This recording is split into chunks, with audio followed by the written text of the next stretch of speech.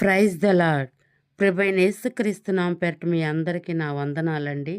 ఈరోజు బైబిల్ ధ్యానములో మనం నేర్చుకోబోతున్న వచనాలు సామెతలు 18వ అధ్యాయము 6వ వచనం నుంచి 10వ వచనం వరకు మనం చదువుకుందాం.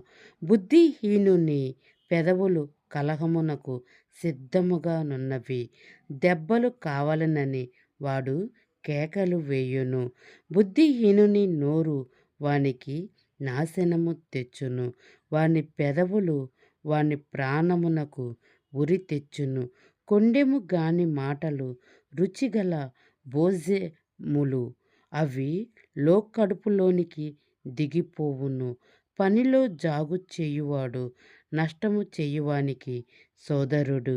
యెహోవా నామము బలమైన దుర్గము, నీతిమంతుడు అందులోనికి పరిగెత్తి సురక్షితముగా నుండును. ఈ యొక్క వచనములోని దాని భావము ఏమిటంటే, దేవుడు నీ మాటలు ఉప్పు వలె ఉండవలెను అని ఇక్కడ మనల్ని హెచ్చరిస్తున్నట్టు చూస్తూ ఉన్నాం. ఏ ఒక్క మాట కూడా మనం బుద్ధిహీనముగా మాట్లాడకూడదు. మన నోటి మాటలోనే జీవం ఉన్నదంట, మన నోటి మాటలోనే మరణం ఉన్నదంట.